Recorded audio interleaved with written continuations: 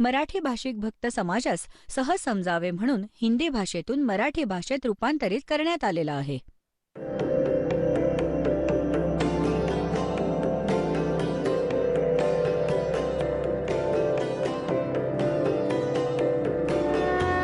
और ज्ञान सब ज्ञानडी कबीर ज्ञान सो ज्ञान और जैसे घोड़ा तोब कायम करता चले मैदान. जगद्गुरु तत्वदर्शी संत रामपालजी महाराजांचे अमृत वचन सर्व पवित्र धर्मांच्या व पवित्र शास्त्रांच्या आधारावर. चौथ्या अध्यायाच्या 33व्या श्लोकात सांगितलं की अर्जुन, या द्रव्यमय यज्ञाच्या तुलनेत ज्ञान यज्ञ श्रेष्ठ आहे. द्रव्य यज्ञ काय असतो? जसे बगाबगी कुठे भंडारे केले, गंगेच्या काठावर कुठे चादरी वाटल्या, काही अजून क्रिया जशा काही धर्मशाळा बनवल्या. आता काय सांगितलंय की या द्रव्य म्हणजे धनाने पैशाने होणारे जे अनुष्ठान आहे त्याची अपेक्षा ज्ञान यज्ञ श्रेष्ठ आहे. तर ज्ञान यज्ञ तत्वज्ञान म्हणजे सत्संग आहे. सत्संग हे तत्वज्ञान आहे जे सगळ्या सद्ग्रंथांना अनुकूल असेल, ते तत्वज्ञान आहे. आणि ते ज्ञान परमात्माच येऊन देतात. ज्ञान अध्यात्मक यथार्थ ज्ञान परमात्मा स्वतःच येऊन प्रदान करतात. बाकी तर जीवसंज्ञेचे प्राणी आहेत, जीवसंज्ञेत आहेत, ते आपले आपले अनुभव अटकळ लावतात. परंतु यथार्थ ज्ञान परमात्माच सांगू शकतो. आपल्याद्वारा रचलेल्या सृष्टीला स्वतःच तो ठीक ठीक विस्ताराने सांगतो, असे वेदात प्रमाण आहे. तर हे तत्वज्ञान आहे जे सच्चिदानंद घनब्रह्म म्हणजे पूर्ण परमात्मा कबीर देव यांनी आपल्या कबीर वाणीमध्ये जे ज्ञान सांगितले आहे ते तत्वज्ञान आहे. गीता ज्ञानदाता चौथ्या अध्यायाच्या 34व्या श्लोकात म्हणतात की अर्जुन, त्या तत्वज्ञानाला जी सच्चिदानंद घनब्रह्मची वाणी आहे म्हणजे त्या परमात्म्याद्वारे सांगितलं गेलेलं ते तत्वज्ञान आहे, त्याला तू तत्वदर्शी संतांकडे जाऊनच समज. त्यांना दंडवत प्रणाम केल्याने, कपट सोडून त्यांची सेवा केल्याने तो तत्वदर्शी संत तुला परमात्म तत्वाचं ज्ञान देईल. याने हे सिद्ध झालं की गीता ज्ञानदाता सुद्धा त्या तत्वज्ञानाला अपरिचित आहे. अन्यथा हे सांगायची आवश्यकता नव्हती की त्या ज्ञानाला तू तत्वदर्शी संतांकडे जाऊन समज. जेव्हा गीताजींचे 18 अध्याय सांगितले तर एक अध्याय अजून सांगितला असता जर त्याला ज्ञान असतं, तर त्याला ज्ञान नाही. तर पुण्यात्म्यांनो, 15व्या अध्यायाच्या एका मंत्रात म्हणजे एका श्लोकात गीताजींच्या त्या तत्वदर्शी संताची ओळख सांगितली आहे की उलट्या लटकलेल्या संसाररूपी वृक्षाला जो संत विस्ताराने जाणतो, हा उलटा लटकलेला एक पिंपळाचा वृक्ष, संसाररूपी पिंपळाचा वृक्ष तू जाण अर्जुन. वरती मुळे आहेत, खाली तिन्ही गुणरूपी फांद्या आहेत. आणि जो संत या उलट्या लटकलेल्या संसाररूपी वृक्षाच्या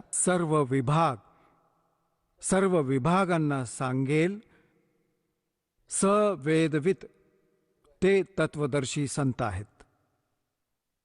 पुण्यात्म्यांनो, जोपर्यंत सत्संग नाही मिळणार या प्राण्याला, तोपर्यंत तो असाच या जन्म आणि मृत्यूच्या दीर्घ आजाराने ग्रस्त राहील. आणि सत्संग फक्त परमात्माच सांगू शकतो. तो परमात्मा 600 वर्षांपूर्वी येऊन आम्हाला सत्संग सांगत असत, ज्ञान देत असत. त्या आपल्या अमृतवाणीने, सच्चिदानंद घनब्रह्मंच्या वाणीने. तर त्याला त्यावेळी आपण स्वीकार नाही करू शकलो, कारण आपण अशिक्षित होतो. आणि जो एक ब्राह्मण वर्ग शिक्षणाचा अधिकारी होता, त्यांची बुद्धी तिथपर्यंत पोहोचू नाही शकली. कारण ते काल भगवानाने प्रेरित राहिले आणि परमात्म्याचा विरोध केला. हे सांगून की कबीर अशिक्षित आहे, हा संस्कृत भाषा नाही जाणत, हा उलटसुलट बोलत आहे, हा खोटं बोलत आहे. परमात्मा सांगत असत, गुण तीनों की भक्ति में ये भूल पड़ो संसार, कहें कबीर निज नाम बिना कैसे उतरो पार. तीन देव की जो करते भक्ति, उनकी कदे ना होवे मुक्ति. आजपासून जवळजवळ 600 वर्षांपूर्वी हे शब्द बोलणं की 3 देवता ब्रह्मा विष्णू महेशजींची जे भक्ती करतात त्यांना कधी मोक्ष नाही मिळू शकत.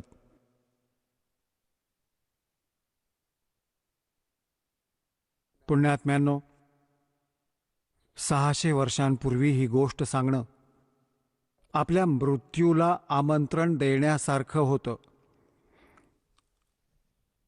आपल्या मृत्यूला निमंत्रण होतं, परंतु ते तर अविनाशी होते, ते तर परमात्मा होते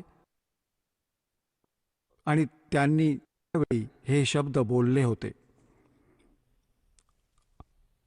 आणि असा घोर विरोध केला होता त्या मालकांच्या.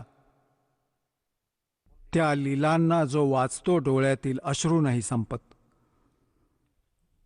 असे जुलूम केले होते त्या परमपित्यावर, आमच्या भगवान, आमच्या पित्यावर. आता जे विरोध करत होते ती पण त्यांचीच मुले, ब्राह्मण, काजी मुल्ला, त्याच परमात्म्याची मुलं आहेत. त्या परमेश्वराने कोणाला पण शाप नाही दिले, नाहीतर ती समर्थ शक्ती एका क्षणात जर या दुसऱ्या जे आम्हाला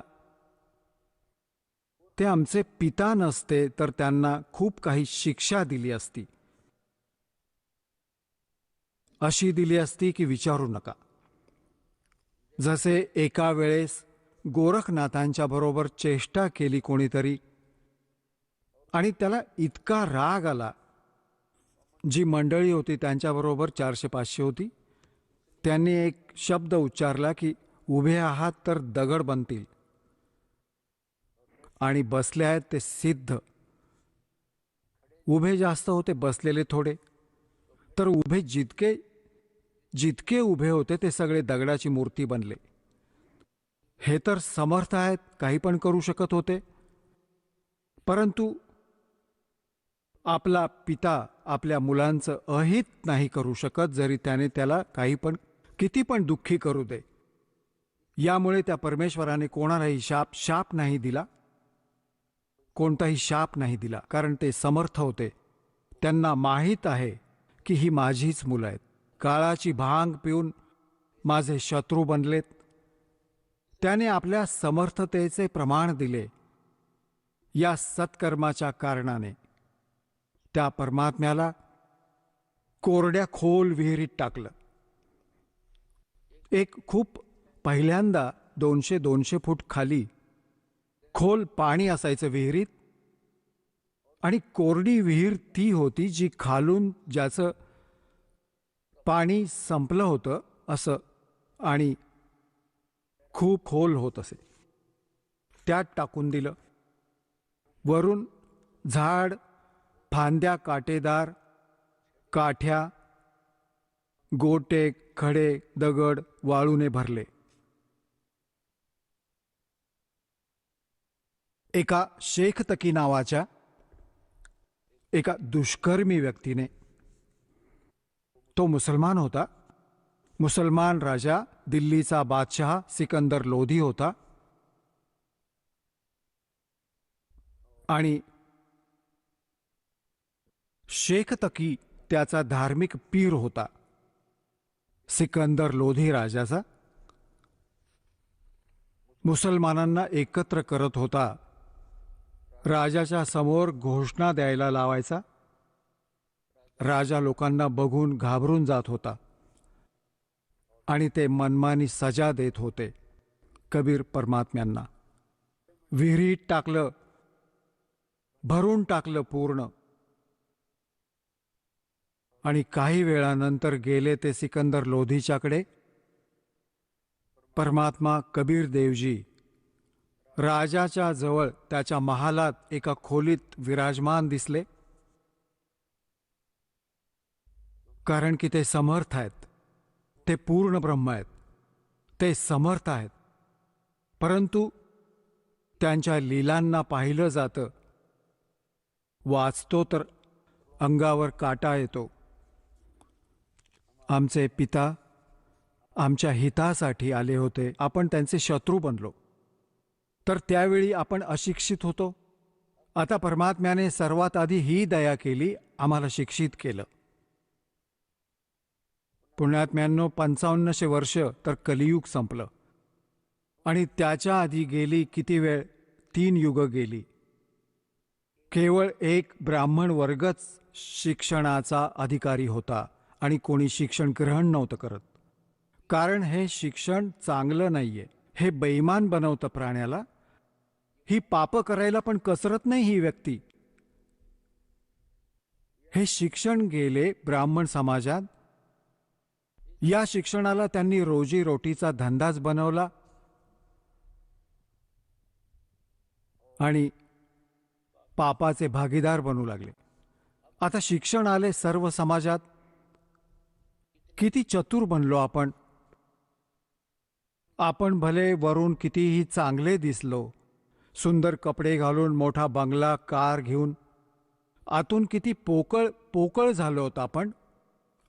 आमचे विचार ते नाही राहिले जे आमच्या आजोबा पणजोबांचे आपण पाहिले होते. किती माणुसकी होती त्यांच्यात. आता पुण्यात्म्यांनो, आपण जसे वर्तमानाच्या मानवाशी पण आपला संबंध आलाय आणि आजपासून 55 वर्ष 50 वर्ष पूर्वी जेव्हा आम्ही काही जाणण्यायोग्य झालो, ती वेळ पण आम्ही पाहिली आहे. त्यावेळी व आजमध्ये दिवस रात्रीचं अंतर झालं. इतकं पतन झालं आमच्या मानसिकतेमध्ये, आमच्या शिष्टाचारात. याचं कारण हे शिक्षणच आहे. तुम्ही ऑफिसमध्ये जाता, कोणत्याही कार्यालयात, तिथे पण माणसं आहेत. बाहेर रांगेत उभा आहे तो पण मनुष्य आहे. कोणती दयाधर्माची गोष्ट नाही उरली. खात राहा धक्के, लोळण घेऊन विनंती करा त्यांच्यासमोर, दया राहिली नाही. 10 रुपये दिले तर काम करतो, नाहीतर खा धक्के. तर हा अपमान सहन करणं आम्हाला कोणी शिकवलं? या शिक्षणाने शिकवलं. आणि काय करतो त्या पैशाचं आपण? घर बनवतो, बंगला बनवतो, कार खरेदी करतो आणि परत घरात कोणती ना कोणती अशी समस्या, कोणती दुर्घटना घडते, कोणता आजार जडतो. त्या सर्व पैशाला परत आपण असेच, तो पैसा तर राहत नाही, व्यर्थ होऊन जातो. घर बनवलं, मृत्यू झाला. तुम्ही गाढव बनून कुंभाराच्या घरी माती वाहत आहात आणि घर इथे उभं आहे. चाट त्या घराला.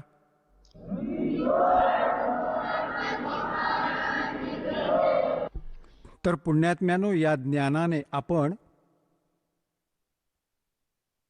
या मायेपासून दूर होऊ. कारण ही माया शत्रू आहे आपली. आणि या मायेचा आपण उपयोग कुठे करतो? आपण परंपरा चुकीच्या बनवल्या. विवाह करताना पूर्ण नाटक करून बसतो. माहीत नाही कोणकोणत्या प्रकारे आपण आपल्या या क्रियांना, ज्या साध्या पद्धतीने करायला हव्या होत्या, त्याला नाटक बनवतो. विवाह करतो, मुलाकडचे आनंद साजरा करतात, मुलीचा विवाह होतो, डीजे वाजवतात. अरे, लग्न 2 मुलांचं होणार आहे आणि परमात्म्याने करून ठेवलेलं असतं. कारण संयोग भगवानच जोडून पाठवतो, जीव नाही जोडू शकत. ही चूक आहे त्याची. तर आपल्या साध्याशा पद्धतीने लग्न करा मुलांचं. नातंच तर जोडायचंय, वचनानं जोडलं जातं. ठीक आहे, आम्हाला तुमचा मुलगा पसंत आहे. ते सांगतात आम्हाला तुमची मुलगी पसंत आहे. 2 मुलांचा विवाह मान्य झाला. झालं लग्न, यात किती वेळ लागतो. आता आपण पाहिलं, वर्तमानपत्रात वाचलं, पहिल्या दिवशी डीजे वाजवत होते, मुलाचं लग्न होतं, बहिणी पण नाचत होत्या, आई पण नाचत होती, गल्लीत उभं राहून आता सगळे कळवातण्या झालो आपण, माणुसकी विसरलो पूर्णतः. पुढच्या दिवशी काय झालं की विवाहासाठी जात होती वरात, रस्त्यात नवरदेव असलेली गाडी आपटली एका ट्रेलरवर. नवरदेव मेला, बरोबर बसलेले होते 6-7, ते पण मेले. पहिल्या दिवशी तर आनंद साजरा करत होते, दुसऱ्या दिवशी डोकं आपटून रडतायत. तर या काळाच्या लोकात आणि आपण बकवास करतो. यासाठी करतोय की आपण भांग प्यायली आहे, नशा झाली आपल्याला. नशा उतरली की ही गोष्ट जसे आपल्याला शत्रू समान दिसू लागतील, जे नाटक आपण करतो. एका वेळेस नानक साहेबजींकडे भक्त कोणी व्यक्ती गेली होती आणि म्हटले, महाराजजी तुम्ही असे राहता कुठे हरवल्यासारखे, तुम्ही कधी खुश नाही दिसत, तुमचा चेहरा असा असतो जसे महान दुःखी प्राणी आहात, आणि तुम्ही तर महापुरुष आहात, तुम्हाला कोणता ताण आहे.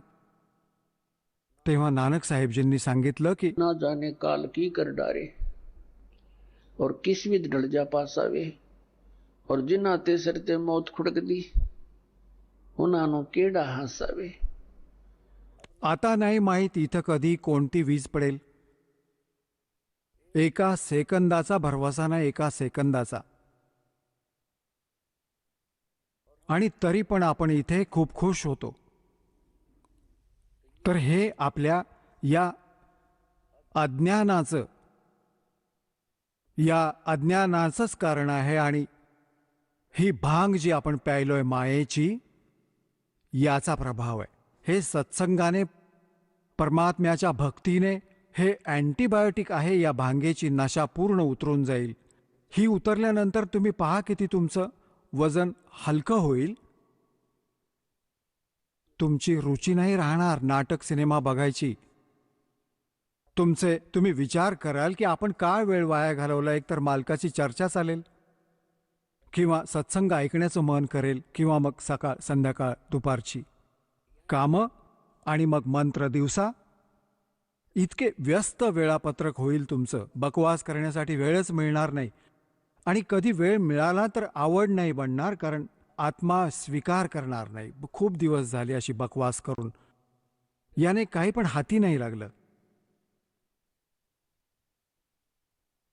तर पुण्यात्म्यांनो, आपण आपल्या डोक्यावरच आपणच खूप ओझं बनवून ठेवलंय.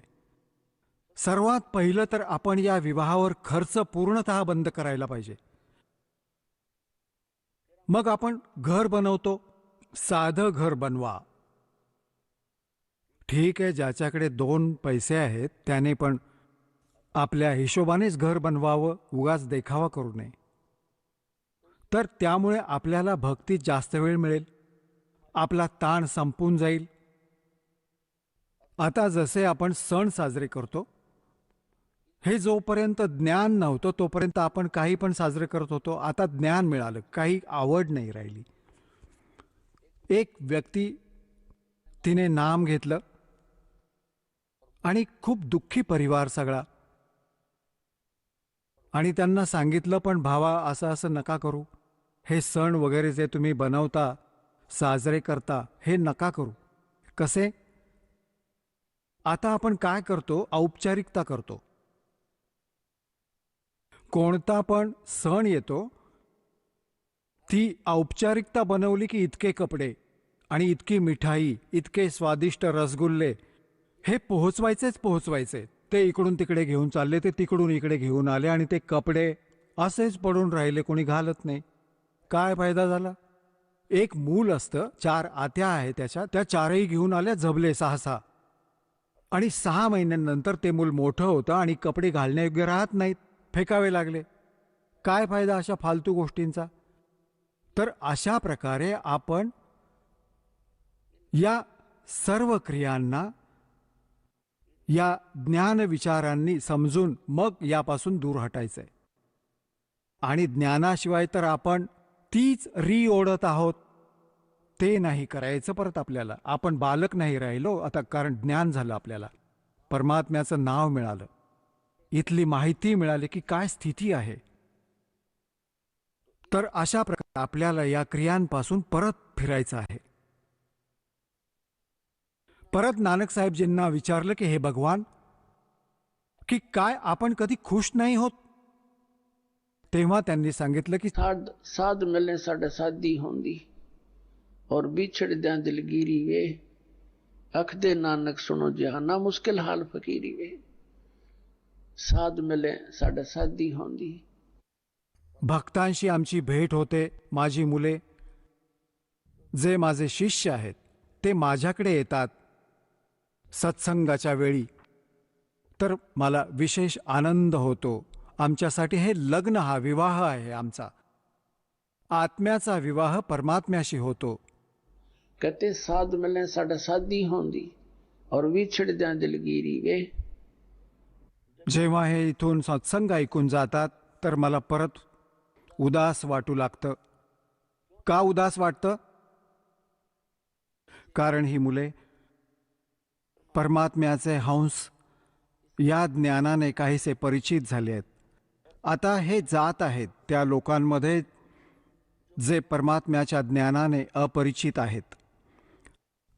आणि कुठे ही मुले आपला नियमभंग करून आणि त्या लोकांच्या विचारांना ऐकून आपली दिशा न बदलोत, हे नामापासून वंचित न होत, आणि जेव्हा ते परत येतात जसेच्या तसे, तेव्हा मला आनंद होतो की माझ्या पिकात कीड नाही लागली.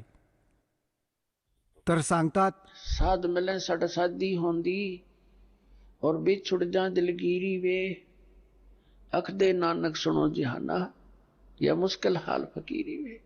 ही भक्ती खूप कठीण बनवली या अज्ञानी संत आणि महंत आचार्य व शंकराचार्यांनी.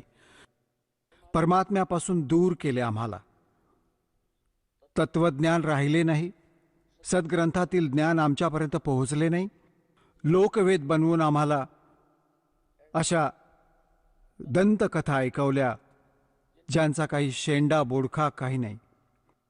तर पुण्यात्म्यांनो, जर तुम्ही आनंद साजरा कराल त्या दिवसाला साजरे करा ज्या दिवशी तुम्हाला नाम मिळालं.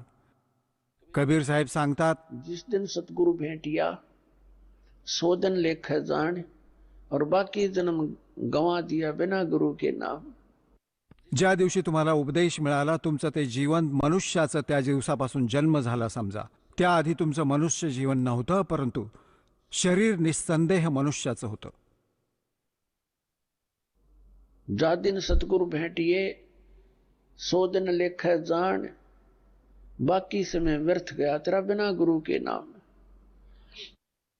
तर पुण्यात्म्यांनो, परमात्म्याच्या कृपेने आपल्याला हा सत्संग मिळालाय. तर सगळ्यात पहिल्यांदा परमात्म्याला आम्हाला शिक्षण द्यायला लागलं, आणि त्या शिक्षणाशिवाय आपण भगवानांना ओळखू शकलो नव्हतो. त्यांना माहीत होतं की हे खूप बिघडतील. शिक्षण होताच हे खूप हवेत उडतील. वैज्ञानिक गर्विष्ठ झाले, बनून परमात्मा देवाने दिलेल्या साहित्यावर अनुसंधान करून हे भगवानापासून दूर अजून करायला लागले. आणि तुम्ही पण होऊ लागलात. कुठे भगवान नाहीये. एक विश्वनियम आहे. एक मूलद्रव्य शोधलंय, त्यापासून सगळं काही बनतं. ते मूलद्रव्य कोणी बनवलं? या वैज्ञानिकांनी बनवलं.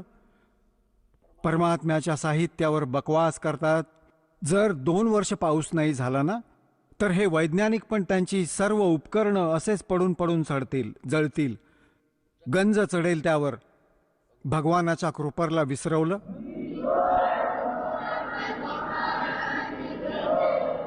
भगवानांपासून खूप दूर केलं आम्हाला. आणि काय बनवलं यांनी? परमाणु बॉम्ब बनवला आपला नाश करायला. अरे हे काय अजब झालं. आणि पुण्यात्म्यांनो, हे इंटरनेट आणि हे प्रोजेक्टर, टेलिव्हिजन, हे परमात्म्यानं दिलेलं ज्ञान आहे. जीवस्तराचं नाही आहे की कोणाकडून काही चूक होईल. की मनुष्य बनवेल अशा वस्तू परमात्मा कबीरजींनी त्यांना बुद्धी देऊन हे बनवलंय. आणि कशासाठी? आजच्या दिवसासाठी, या वेळेसाठी, की एका जागेवर माझं ज्ञान चालू राहील, करोडो मुलं माझं एका वेळेला ऐकू शकतील आणि प्रत्यक्ष प्रमाण बघू शकतील. प्रोजेक्टर बनवले, दास इथे दाखवतो, तिथे बसून आपण प्रमाण बघत आहात, टीव्हीवर बघत आहात, घरोघरी बसून परमात्मा संदेश पाठवतायत. परमात्म्याला माहीत होते, कारण काळाने म्हटले होते. परमात्मा कबीरजींना प्रार्थना केली होती, चलाखी करून की 3 युगात कमी जीव घेऊन जावेत.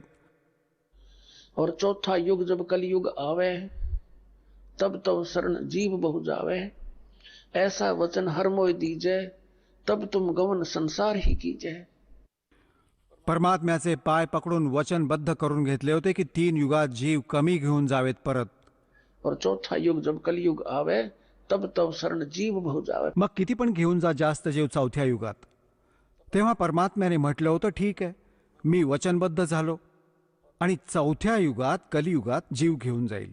तेव्हा पाहिलं ना, वचनबद्ध होऊन त्याच वेळी डोळे फिरवले भस्मासुराप्रमाणे आणि सांगू लागला, निसंशय कलियुगात तुम्ही या.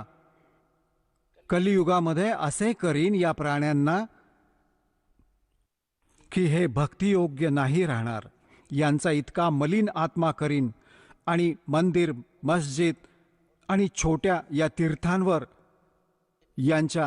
यांच्यावर, धामांवर आश्रित करून टाकीन आणि देवी देवतांच्या पूजेवर यांना आरूढ करीन. तुमची कोणतीही गोष्ट ऐकणार नाहीत. आणि या निसंशय म्हटलं होतं, जोग जीत जाओ संसारा जीव न माने कहा तुम्हारा. जीव तुम्हारा कहा न माने हमारी ओढ हो बाद बखाणे. असे उलटे पाठ शिकवीन, आपले खोटे दूत पाठवून की तुमच्याबरोबर तुमचीच मुले वादविवाद करतील माझ्याकडे, माझ्या पक्षात होऊन. जसे परमात्मा 600 वर्ष पहिले आले होते. त्यावेळी ते का आले होते? याकरता आले होते की या कलियुगात माझी मुले मला ओळखतील.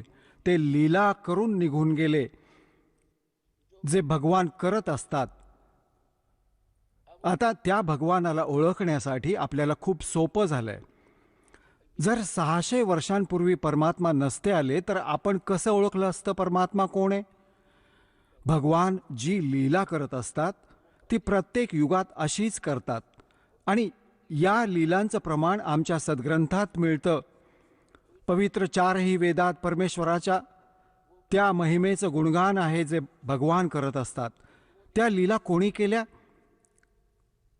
ते 600 वर्ष पहिले बनारसमध्ये काशी शहरात भारतवर्षाच्या या पवित्र धर्तीवर आले होते. विणकराच्या रूपात, धानक रूपात आले होते.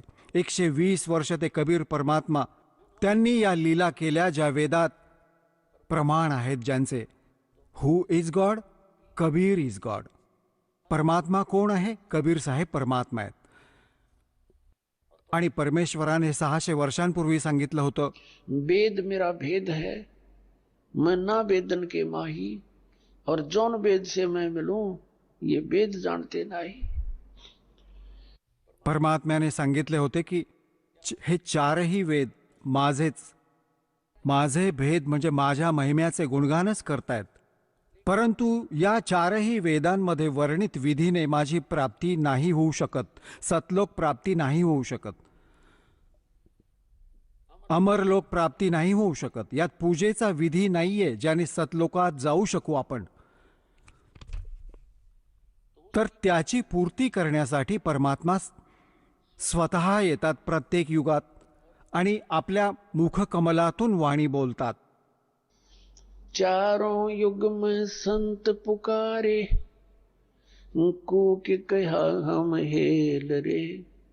हीरे माणक मोती बरसे ये जग चुभता ढेल रे. कबीर परमात्मा सांगतात, 4ही युगात माझे संत पुकारतात. ज्यांना परमात्मा मिळाला, सतलोकात घेऊन गेले, त्यांना परत पृथ्वीवर आपले साक्षीदार बनवून सोडले, तर त्यांनी डोळ्यांनी पाहिलेले ते भगवानांचे वर्णन केले, त्यांची महिमा सांगितली. त्याविषयी परमात्मा सांगतात, चारों युग में संत पुकारे, कूक कहा हम हेल रे, हीरे माणिक मोती बरसें, ये जग चुगता ढेल रे. चारही युगात माझ्या संतांनी हेच गुणगान केले, डोळ्यांनी पाहिलेले मला. आणि मी पण येऊन मोठ्या चढत्या स्वरात कुठे पण उभे राहून मदाऱ्याप्रमाणे एक तारी हातात घेऊन आपल्या पवित्र वाणीने, अमृतवाणीने आपला ज्ञान वर्षाव करू लागले. आणि हेच मार्ग होते. शेकडो व्यक्ती एकत्र होत होते, परमात्म्याच्या त्या अमृतवाणीला ऐकून गदगद होत होते. परमात्म्याच्या मुखातून बोललेली वाणी जितके पण तिथे उपस्थित लोक ऐकत होते, त्यांच्या खूपशा पापांचा तिथे नाश होत होता. म्हणजे ते आपल्या मुलांना पुन्हा एकदा भक्तीने परिपूर्ण करण्यासाठी येत असतात, कारण की यांच्यात पुन्हा एकदा आस्था भगवानांची बनून राहील. आणि काळ ही इच्छा करतो की हे नास्तिक होऊ देत, यांना कोणताही आध्यात्मिक लाभ न होवो अशा भक्तीची विधी तयार करून दिली, प्रवेश करून दिला जगात. आणि परमात्म्यामुळे मिळणारा लाभ समाप्त झाल्याच्या कारणाने आपण नास्तिकतेकडे चालू लागलो, विकारांकडे चालू लागलो, हे वाईट करू लागलो, लाच घेऊ लागलो, कारण की आपण आपल्या समजुतीने धनवान बनण्याची कुचेष्टा करू लागलो. आणि ज्याचा परिणाम हा निघाला, आपण नास्तिक होऊ लागलोत आणि दुप्पट दुःखी झालो. जसे कोणी व्यक्ती 2 नंबरचे पैसे जमवते, कोणी भेसळ करतो, कोणी लाच घेतो, किंवा कोणी कोणाला धोका देऊन पैसे जमवतो, तर त्याचे हे त्याच्यासाठी विषाचं काम करतील. आता एक व्यक्ती सांगत होती, त्याचा एकुलता एक मुलगा आजारी पडला. पहिलं तर तो आपल्या स्थानिक डॉक्टरांना दाखवत राहिला, कधी बरं वाटे कधी नाही. परत असेच संत साधू संतांच्या फेऱ्यात पडले. मग शेवटी जेव्हा बिलकुल तो असाच मरणाच्या जवळ पोहोचला, मरू लागला, तर त्याला परत PGIला घेऊन गेले.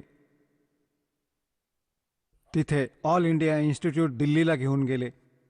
त्याची दोन्ही मूत्रपिंड निकामी झाली होती.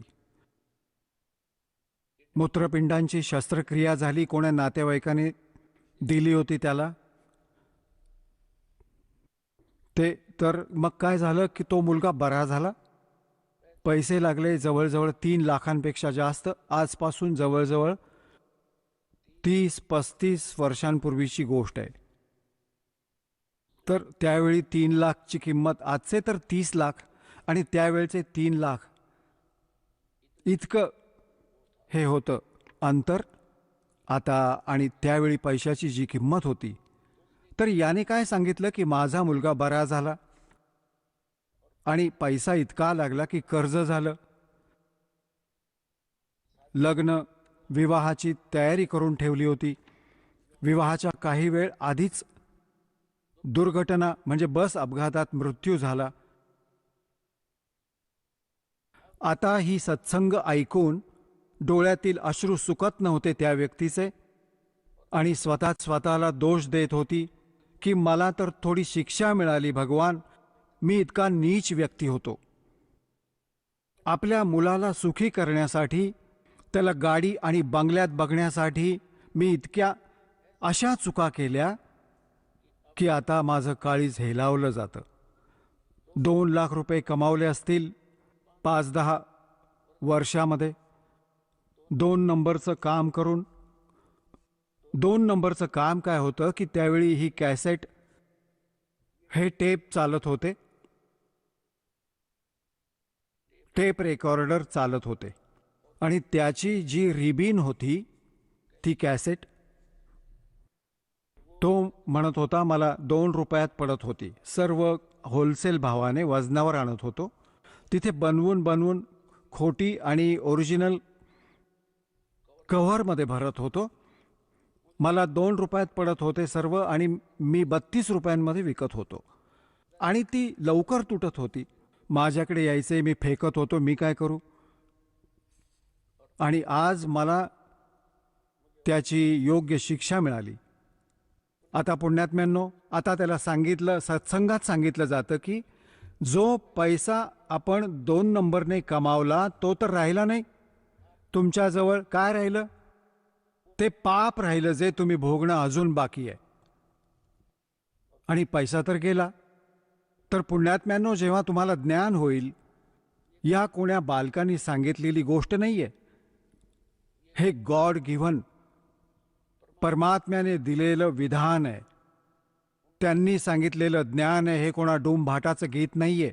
कोणी स्वार्थीपणाने गाऊन ठेवले असतील. परमार्थी परमात्म्याने सत्पुरुष कबीर साहेबांनी येऊन हे विधान सांगितले की मुलांनो, तुम्ही विष खाणं सोडून द्या. जर इथे पण सुखी राहू इच्छिता जोपर्यंत तुमचं जीवन बाकी आहे.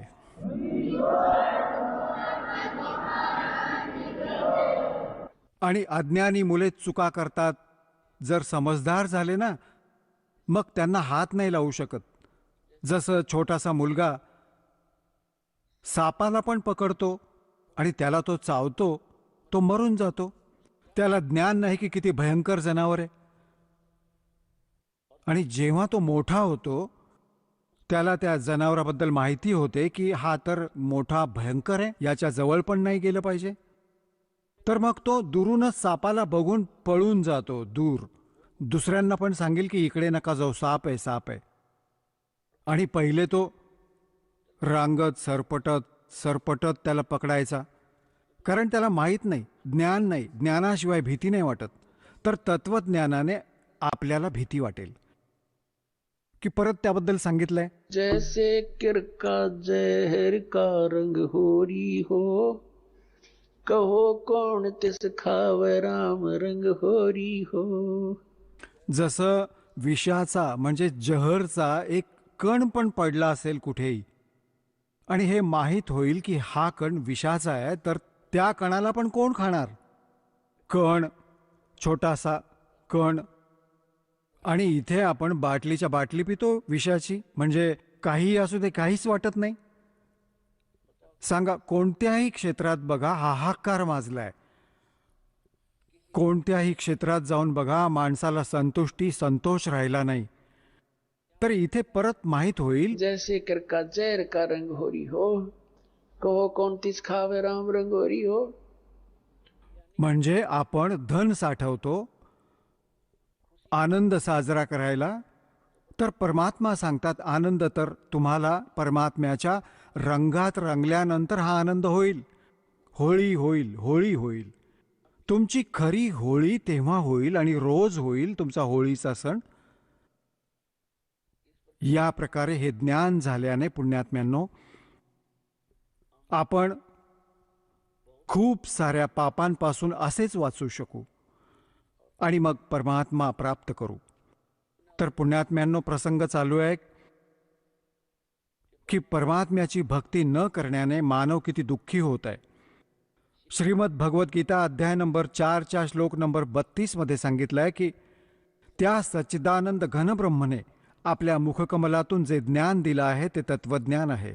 ते तत्वज्ञान आहे ज्यामुळे आपला मोक्ष होईल. सगळ्या कर्मबंधनातून मुक्त व्हाल.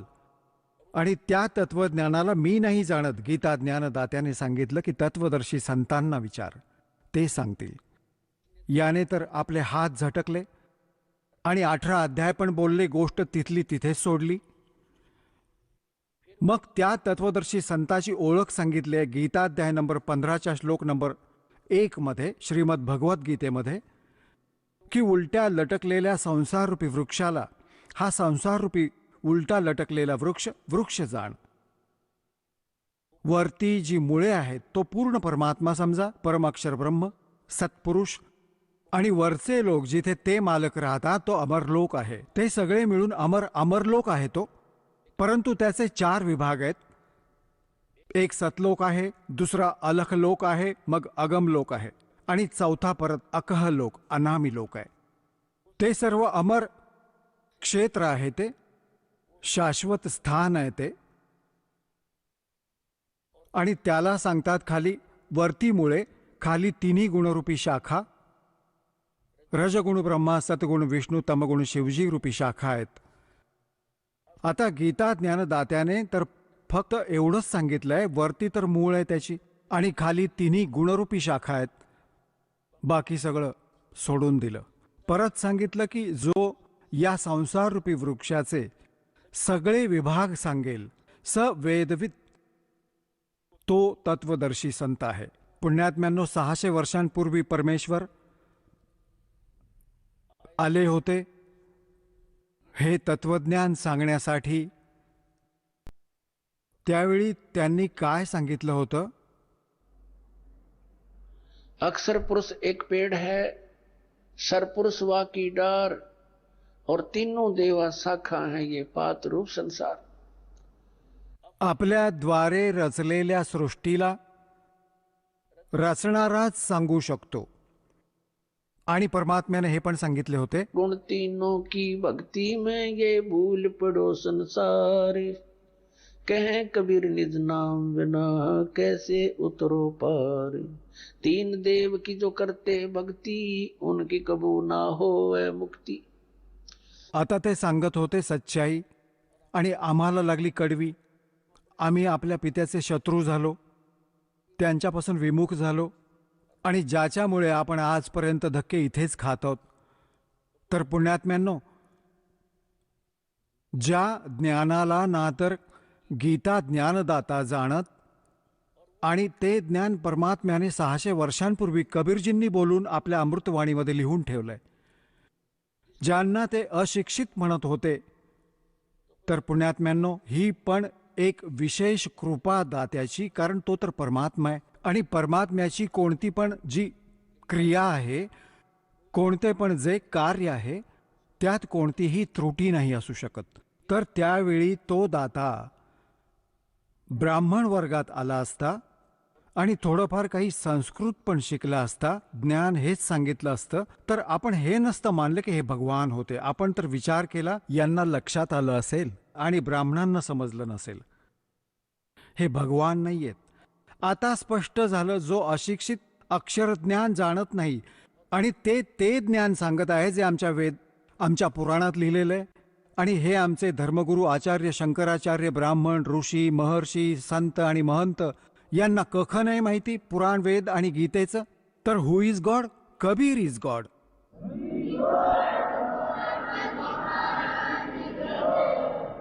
आता श्रीमद भगवत गीता अध्याय नंबर 15चा श्लोक नंबर 1 समजायला सोपा जाईल. पहिलं चित्र पहा.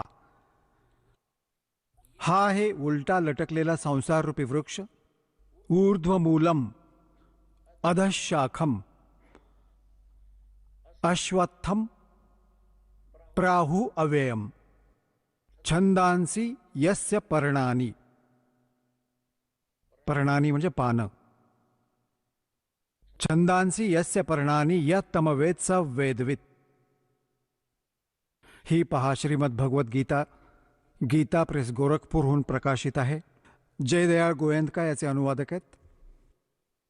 अध्याय नंबर 15चा हा पंचदशोध्याय 15वा अध्याय आहे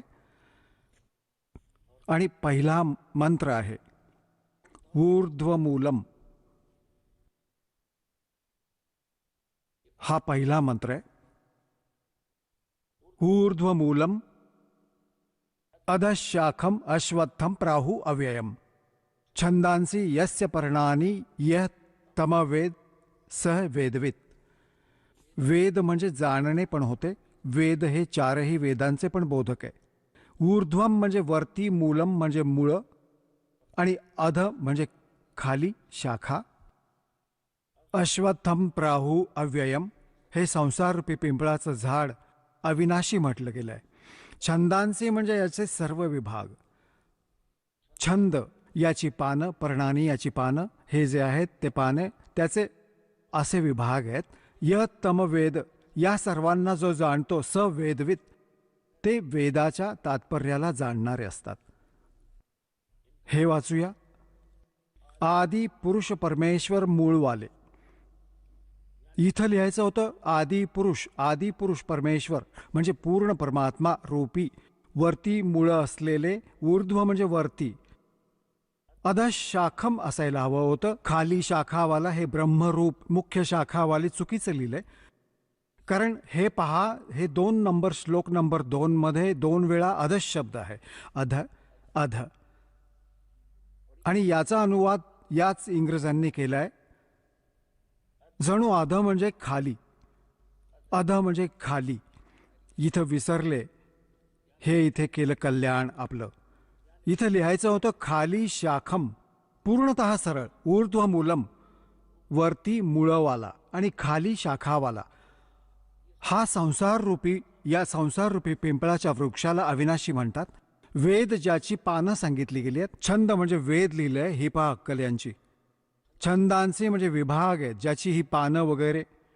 आणि या सर्वांना, या संसाररूपी वृक्षाला जो पुरुष मुळासकट म्हणजे मुळांपासून पानांपर्यंत ज्याला तत्वाने जाणतो, तो स वेदवित. संस्कृत पण वाचा. ही काही लांबलचक गोष्ट नाही की आपण आधी कधी लक्ष दिलं नव्हतं याच्याकडे. स म्हणजे तो, वेदवित म्हणजे वेदांच्या तात्पर्याला जाणणारा, म्हणजे तत्वदर्शी संत आहे तो, जो याचे सर्व विभाग जाणतो. तर कोण आहे तो? कोणी सांगितलं हे ज्ञान? कबीर परमेश्वराने 600 वर्षांपूर्वी. आणि रामानंदजींना जेव्हा त्या 4ही वेदांचा ज्ञाता मानलं जात होतं, महर्षी रामानंदजी, आणि पुराणांना कंठस्थ पाठ करून ठेवलं होतं. बाल ब्रह्मचारी आणि 104 वर्षांचा झाला होता ओजी वाहता वाहता.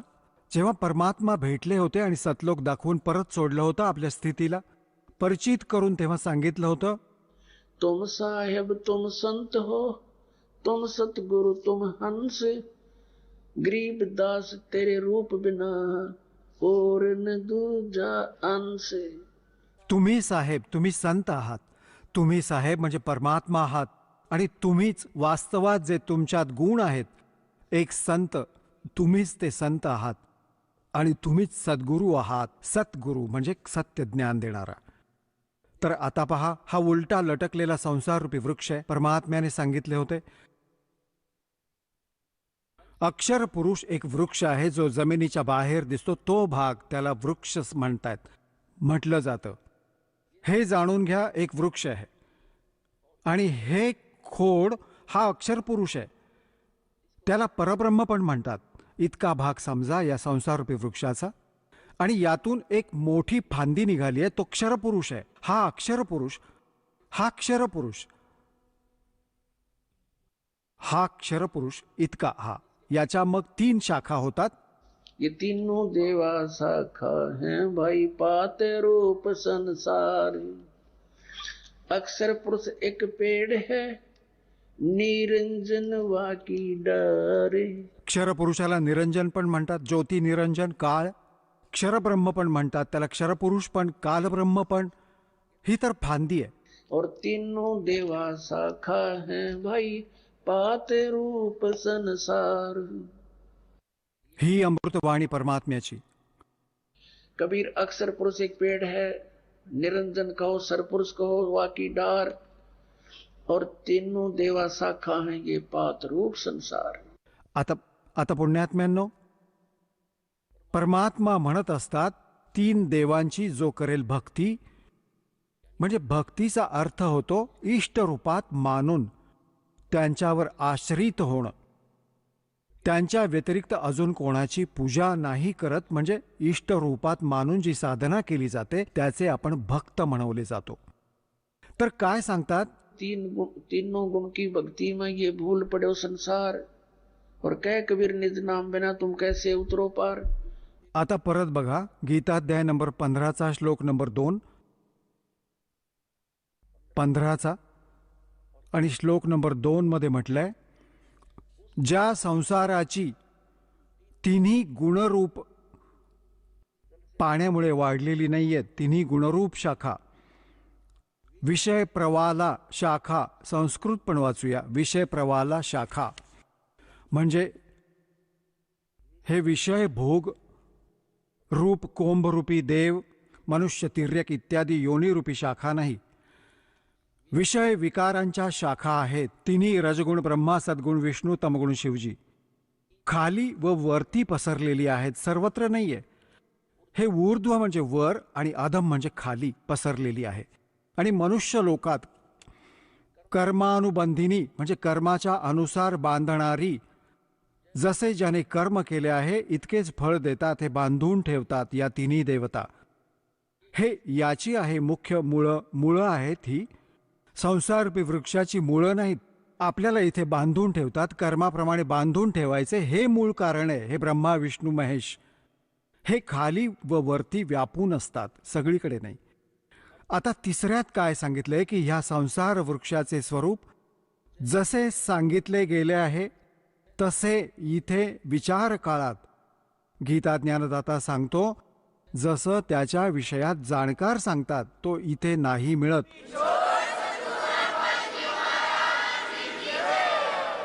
चला आता आपण त्या श्रद्धाळूंचे अनुभव जाणून घेऊयात, ज्यांनी जगद्गुरू तत्वदर्शी संत रामपालजी महाराजांकडून दीक्षा प्राप्त केलेली आहे, तसेच त्यांच्याद्वारा सांगितलेल्या भक्ती मार्गावर चालत आहेत.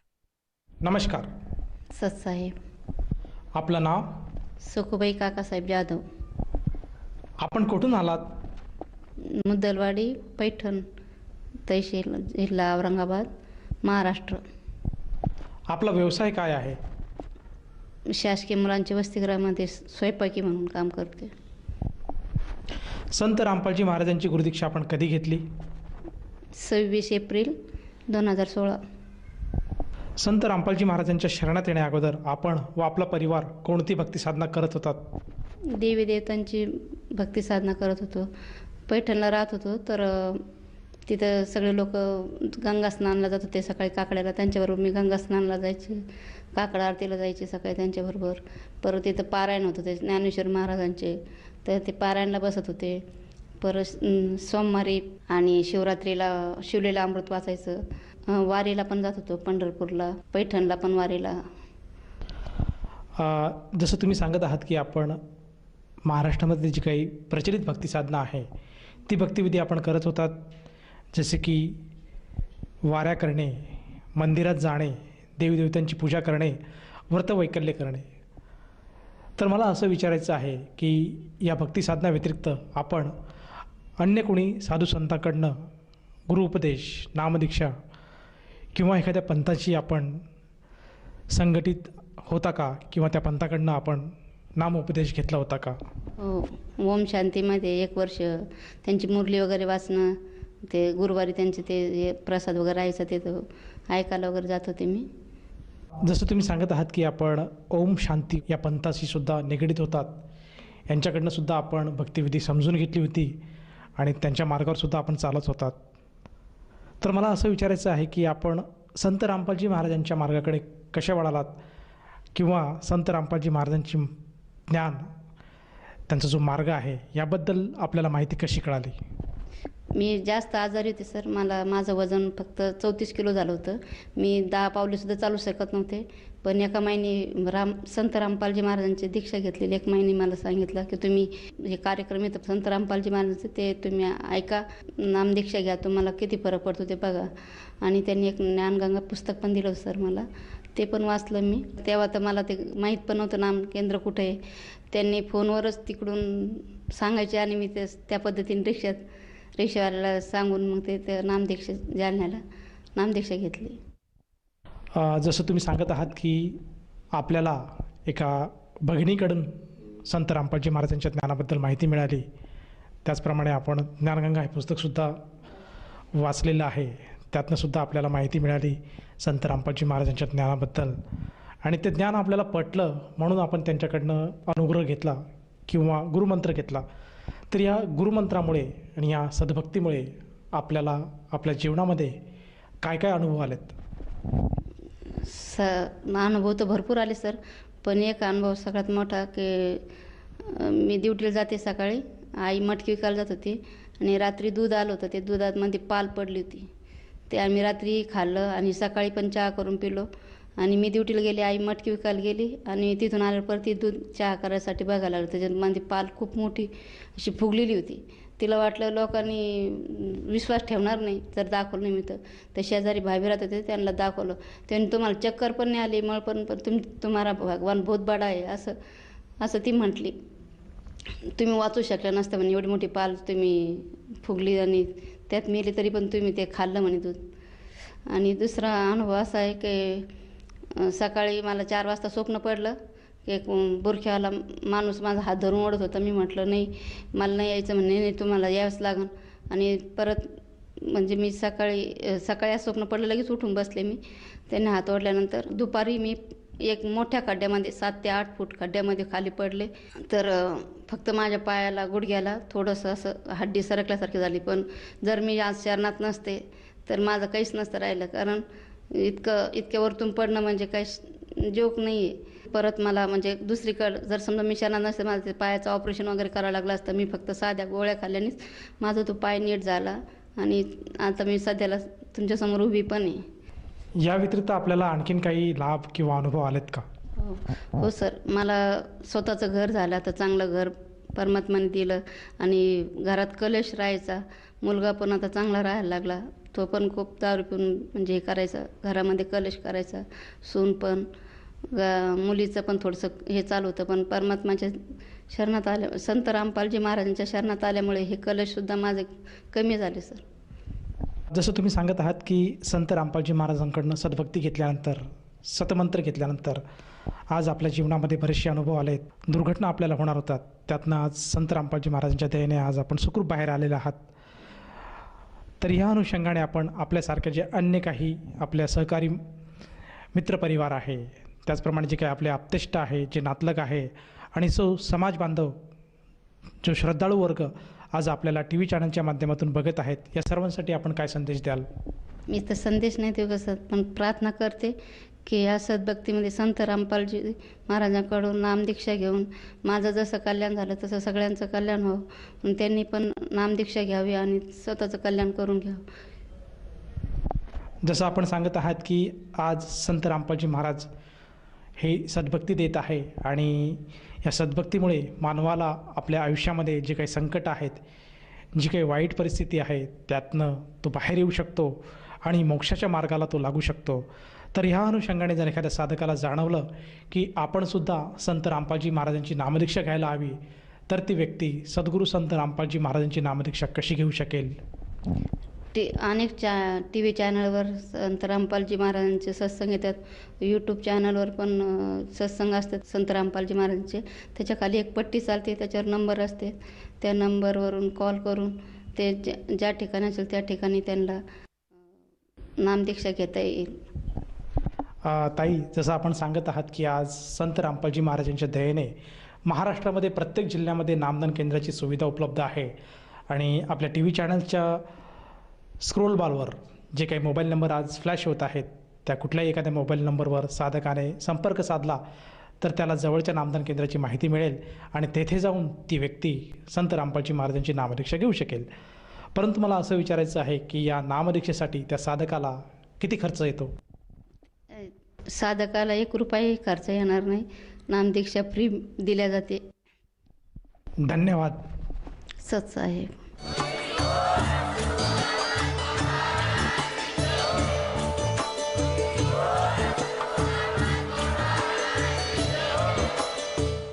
आपण ऐकत होता जगद्गुरु तत्वदर्शी संत रामपालजी महाराजांचे मंगल प्रवचन. निःशुल्क नामदीक्षा प्राप्त करण्यासाठी आणि अधिक माहितीसाठी संपर्क करा 7030303951 7030303952. आमची वेबसाईट आहे www.jagadgururampalji.org. सर्व पवित्र धर्मांच्या व पवित्र शास्त्रांवर आधारित प्रमाणित अनमोल पुस्तक ज्ञानगंगा किंवा जगण्याचा मार्ग यापैकी कोणतेही एक पुस्तक निःशुल्क मागवण्यासाठी आम्हाला आपले पूर्ण नाव, पूर्ण पत्ता, पिनकोड सहित आणि फोन नंबर लिहून 7030303951 7030303952 नंबरवर SMS करू शकता किंवा आम्हाला 7030303950 नंबरवर व्हॉट्सअप देखील करू शकता.